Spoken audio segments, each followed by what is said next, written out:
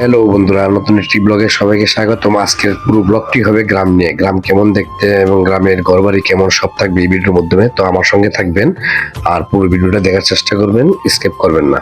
তো ইতিমধ্যে আমরা গ্রামে ঢুকলাম আর গ্রামের পরিবেশগুলো কত সুন্দর, বাড়িঘরগুলো এত সুন্দর যা আসলে দেখলে আমরা মুগ্ধ হয়ে যাই। যারা গ্রামে আসলে থাকেন তারা জানেন গ্রামের বাড়িঘর কেমন হয়, আর যারা শহরে থাকেন তারা হয়তো বুঝতে পারেন না যে গ্রামের বাড়িঘর কেমন হয় আসলে।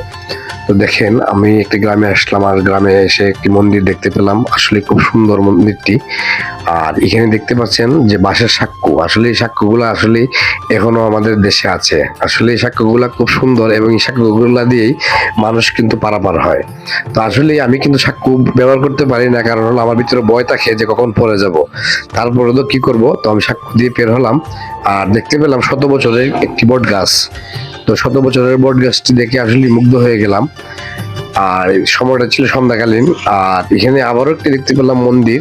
তো এই মন্দিরটি দেখে আমার খুব সুন্দর লাগছে, খুব ভালো লাগছে। আসলে গ্রামের প্রকৃতি আর গ্রামের সবকিছু ভালো লাগে। এখানে দেখতে পাচ্ছেন ধান লাড়ছে উঠানে। তো এই ধানগুলো হলো বিন্নি ধান। তো আসলে বিন্নি ধান অনেকেই চিনেন না, তো যারা চিনেন তারা তো অবশ্যই জানেন, আর যারা চিনেন না তাদের জন্য এই বিন্নি ধানগুলো দেখবেন। এখানে আমি দেখতে পেলাম একটি ফুলকপির বাগান আর ফুলকপি ক্ষেত। তো ফুলকপির ক্ষেতগুলা ফুলকপি ধরে রাখছে ক্ষেতে, খুব সুন্দর, একদম বাসার সাথে, একদম ঘরের সাথে একটি খালি জায়গাতে ফুলকপি বাগানটা করে রাখছে, এত সুন্দর লাগছে দেখে। আবারও দেখতে পেলাম একটি সাক্ষর মতো গাছ ফালিয়ে রাখছে আর এই দিক দিয়ে লোকগুলা হেঁটে যাচ্ছে। আসলে এইরকম দৃশ্যগুলো দেখলে খুব ভালো লাগে। আবারও দেখতে পেলাম একটি সরিষা ক্ষেত, আর সরিষা ক্ষেতগুলো দেখতে এত ভালো লাগে যা আসলে বলার মতো নয়।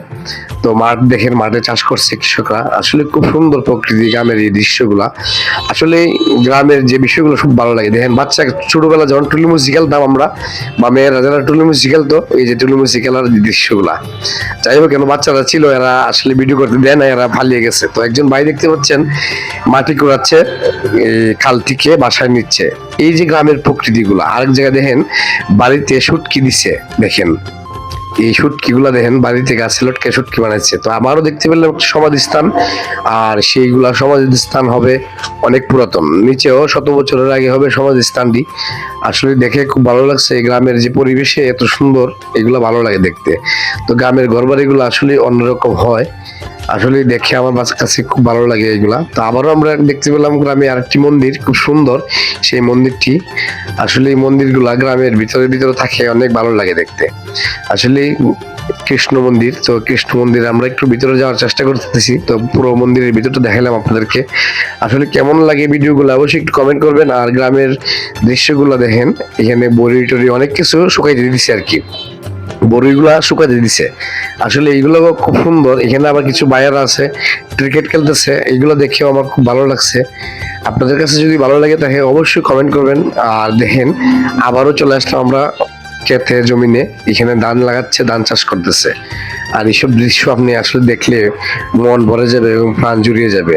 যাই হোক, আমাকে যারা ভালোবাসেন, সাপোর্ট করেন, অবশ্যই একটু পাশে থাকবেন আর ভিডিওগুলো